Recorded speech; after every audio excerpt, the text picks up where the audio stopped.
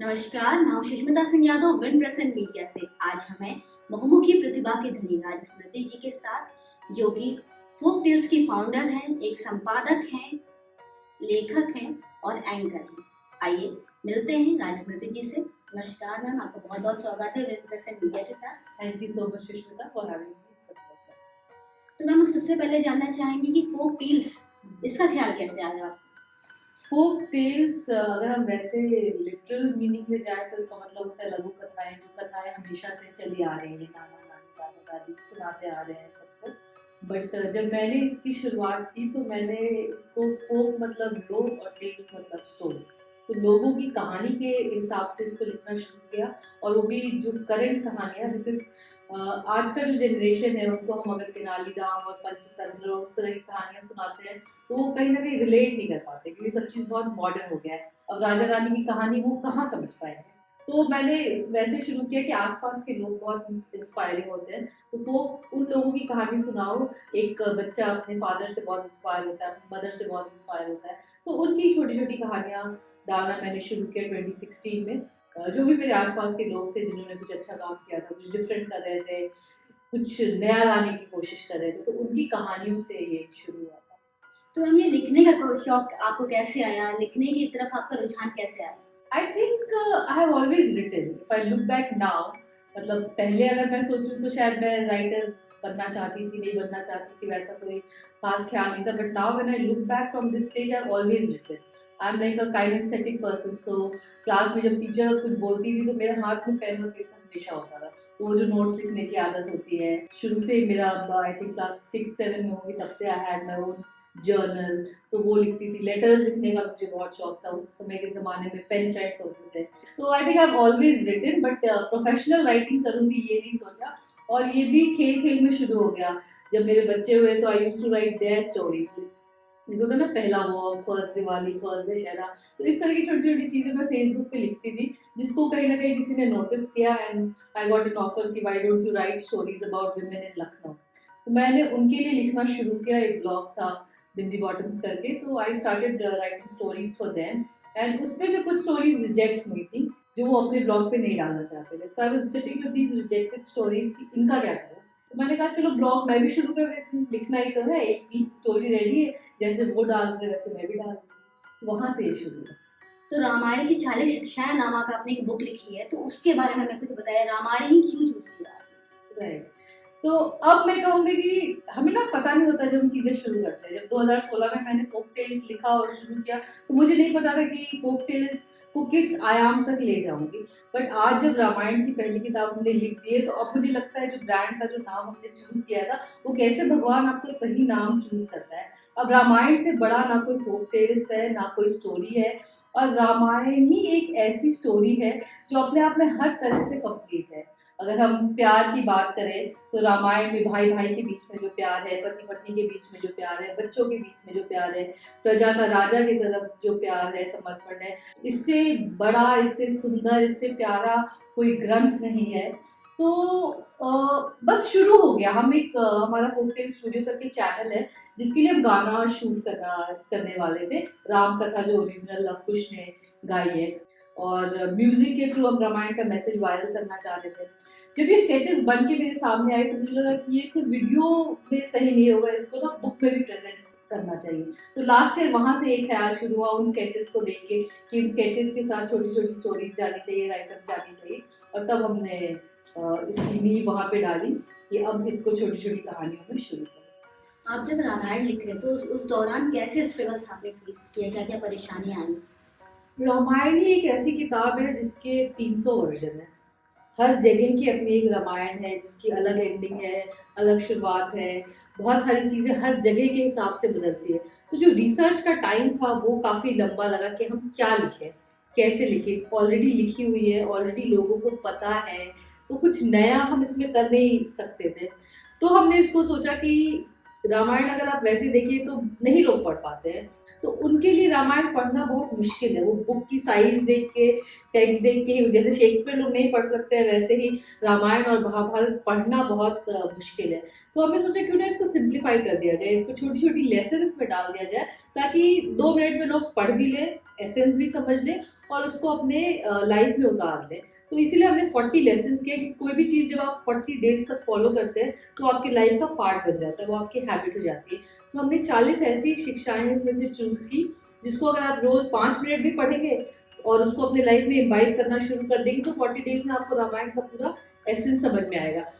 इसमें हमने beautiful illustrations के साथ इसको एक्सप्लेन किया है। जैसा कि मैंने बताया कि इलस्ट्रेशंस के ही बाद बुक लिखने का ख्याल आया, तो एक साइड इलस्ट्रेशंस है, छोटे से हिंदी में एक लेसन समझाया गया है, क्या स्टोरी थी और वो मॉरल ऑफ द स्टोरी क्या है। वो हमने हिंदी और इंग्लिश दोनों में इसको लिखा है, सो दैट बाइलिंगुअल रहे, जिसको जो लैंग्वेज पढ़ना है वो पढ़ ले और एक एसेंस जो है वो रामायण का हर जगह फैल जाए। तो अब क्या नया पढ़ने को मिलने वाला है रीडर्स को, और क्या नया जानने को मिलेगा, अब क्या नई तैयारी है आपकी और क्या नया पढ़ने को मिलेगा? राइट, ये तो सरप्राइज रिवील करने वाली बात होगी, बट इस पर मैं इतना ही कहना चाहूंगी कि अब जो है हम एक्चुअल फोक टेल्स पे आ गए हैं, तो हम इस तरह की ही फोक टेल्स को उठाएंगे और उसको लोगों में पहुंचाने की कोशिश करेंगे, क्योंकि मेरा ये मानना है कि हम नया बहुत कुछ नहीं कर सकते हैं लाइफ में। अगर आप वर्ल्ड देखें तो हर चीज़ है, तो हमारी भी वही कोशिश है कि जो हमारी पहले की चीज़ें हैं जो अब लुप्त होती जा रही है, जो भारत की संस्कृति है, उन सबको हमें लोगों तक पहुंचाना होगा, खास करके यंग जनरेशन में, बिकॉज हमारे टाइम में ऑप्शन नहीं था। तो हमने रामायण महाभारत टीवी पे देख के समझ लिया था, सीख लिया था, भले बुक नहीं पढ़ी थी, बट आज के जनरेशन के पास इतने सारे ऑप्शंस हैं कि वो रामायण महाभारत पे नहीं जाएंगे, वो शिनचैन और उससे आगे बढ़ ही नहीं पा रहे हैं। तो उनके लिए एक कोशिश है कि वो अपनी सभ्यता को समझे, अपनी संस्कृति को समझे, जो हमारे वेद हैं, पुराण हैं, उन सब में जो ज्ञान दिया गया है, जो कि आज की जनरेशन के लिए बहुत ही रेलेवेंट है, बट हम हिम्मत नहीं कर पाते उन सबको पढ़ने की। तो हमारी कोशिश ये रहेगी कि फोक टेल्स के माध्यम से हम उन सब चीज़ों को सिंप्लीफाई करके आगे लाएं और एक एक करके लोगों तक उस मैसेज को पहुंचाएं। तो आध्यात्मिकता और धर्म का हमारे जीवन पर क्या असर होता है, ये जानना चाहेंगे राजनीति आपसे।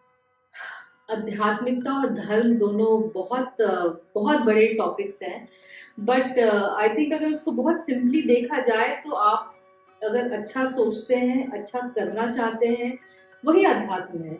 जो आपकी विरासत है, जो आपके पूर्वजों ने आपको देकर गए हैं, उसको अगर आप समझने की कोशिश करें और उसको लेकर अगर आगे बढ़ें, तो आप एक बहुत ही सरल और सुंदर जीवन व्यतीत कर सकते हैं।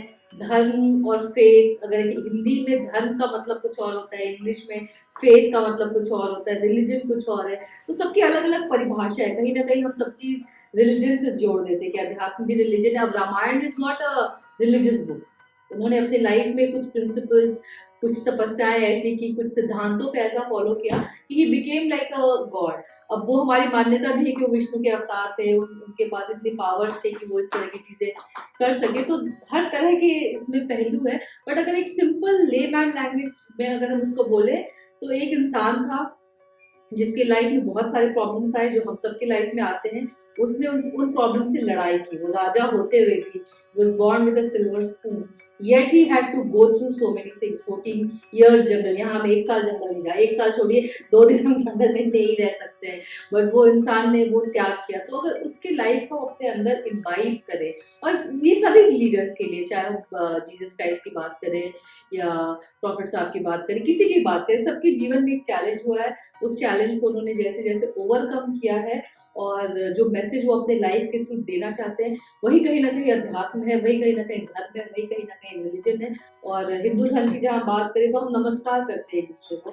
नमस्कार का मतलब ही है कि हम आपके अंदर के जो भगवान है उसको हम नमन कर रहे हैं। तो इससे ब्यूटीफुल और क्या कॉन्सेप्ट हो सकता है कि there is god in you, if you have that power you can bring out that god and you can become larger than life image.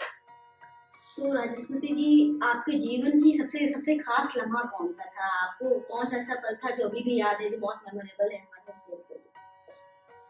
I think life का एवरी मोमेंट खास और special होता है। जैसे अभी आज मैं तुम्हारे साथ यहाँ बैठी हूँ तो एक स्पेशल मोमेंट है, यू नो।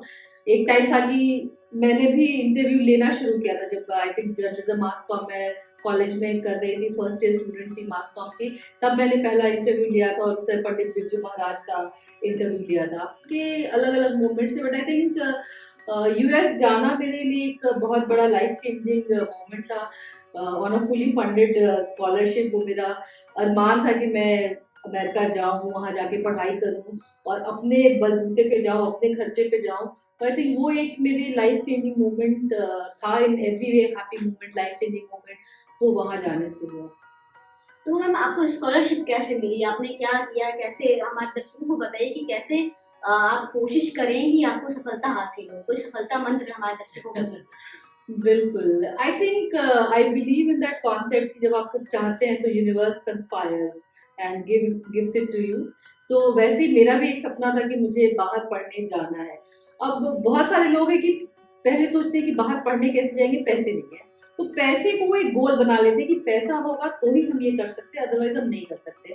जबकि वो गोल नहीं होना चाहिए। आपका गोल होना चाहिए कि मुझे जाना है। जब आप ये सोच लेते हैं कि हमको जाना है और किसी भी तरीके से जाना है, तो रास्ते अपने आप खुल जाते हैं। So I was working in an NGO उस समय पटना में, एंड वहाँ मुझे पता चला कि स्कॉलरशिप्स होती हैं जो आपको फुली फंड करती हैं, and you can go abroad and do your study. So मुझे लोन नहीं लेना था, मुझे पेरेंट्स से पैसे नहीं लेने थे।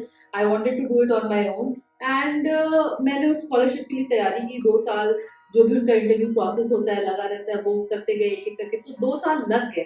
बट स्टेप बाय स्टेप करके वो सपना पूरा हुआ।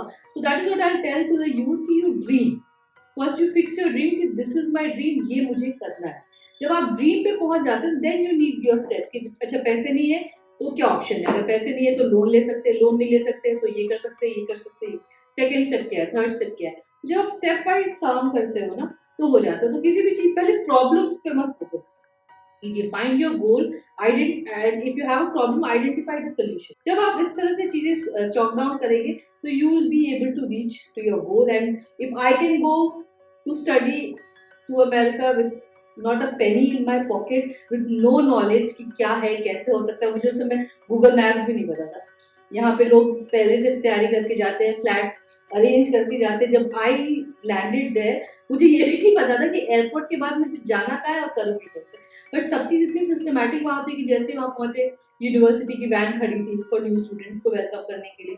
पता चला अच्छा 3 दिन का स्टे यूनिवर्सिटी ही प्रोवाइड करती है, then you have to find your own accommodation. So I was so naive, मुझे कुछ भी नहीं पता था। ये मैं आपको 2008 की बात बता रही हूँ। 2008-2010 में I did my masters from Penn State. So that is the thing, but I was prepared. जितनी भी चैलेंजेस है आई वाज लाइक कि मुझे जाना है, करना है, तो सब कंप्लीट करना है, डिग्री चाहिए, बाकी और कुछ नहीं मैटर कर रहा था। तो जैसे जैसे हर्डल्स आते गए वो सॉल्व होते हैं। So that is my message to the users: dream it, achieve it, and if you dream and achieve it, you obviously become an inspiration for everyone. तो आज हमने बात की राजा स्मृति जी से, जिनसे हमें बहुत सारी जानकारियां मिली। धन्यवाद आपका। Thank you so much, Ishmita. तो ऐसे ही अन्य हस्तियों से जानने के लिए और उनसे मिलने के लिए जुड़े रहें विन प्रेस एंड मीडिया के साथ। धन्यवाद।